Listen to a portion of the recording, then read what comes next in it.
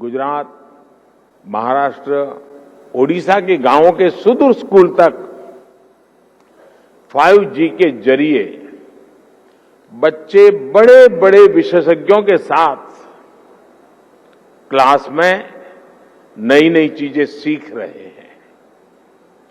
उनके साथ नए दौर की क्लास का हिस्सा बनना, ये वाकई बहुत रोमांचित करने वाला अनुभव है। साथियों, 5G को लेकर भारत के प्रयासों का एक और संदेश है, नया भारत। टेक्नोलॉजी का सिर्फ कंज्यूमर बनकर नहीं रहेगा, बल्कि भारत उस टेक्नोलॉजी के विकास में, उसके इम्प्लीमेंटेशन में बहुत बड़ी एक्टिव भूमिका निभाएगा। भविष्य की वायरलेस टेक्नोलॉजी को डिजाइन करने में, उससे जुड़ी मैन्युफैक्चरिंग में भारत की बड़ी भूमिका होगी।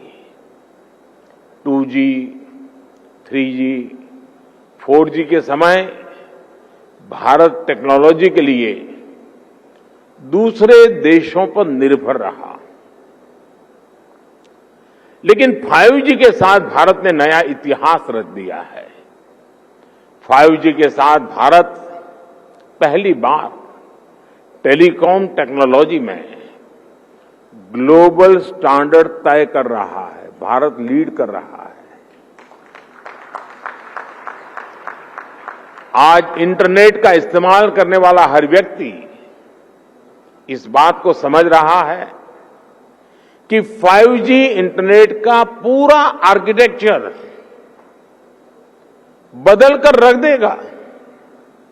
इसलिए भारत के युवाओं के लिए आज 5G बहुत बड़ी अपॉर्चुनिटी लेकर आया है। मुझे खुशी है कि विकसित भारत का संकल्प लेकर आगे बढ़ रहा हमारा देश दुनिया के अन्य देशों के साथ किस तरह कदम से कदम मिलाकर चल रहा है। ये भारत की बहुत बड़ी सफलता है। डिजिटल इंडिया अभियान की बहुत बड़ी सफलता है। साथियों, जब हम डिजिटल इंडिया की बात करते हैं तो कुछ लोग समझते हैं कि ये सिर्फ सरकारी एक योजना है, लेकिन डिजिटल इंडिया सिर्फ एक नाम नहीं है, ये देश के विकास का बहुत बड़ा विजन है।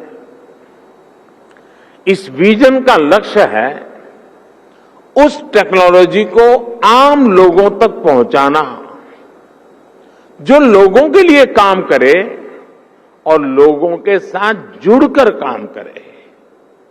मुझे याद है, जब मोबाइल सेक्टर से जुड़े इस विजन के लिए स्ट्रेटेजी बनाई जा रही थी, तो मैंने कहा था कि हमारी अप्रोच टुकड़ों टुकड़ों में नहीं होनी चाहिए, बल्कि होलिस्टिक होनी चाहिए।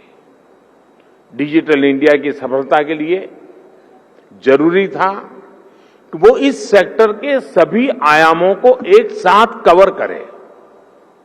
इसलिए हमने 4 पिलर्स पर और 4 दिशाओं में एक साथ फोकस किया।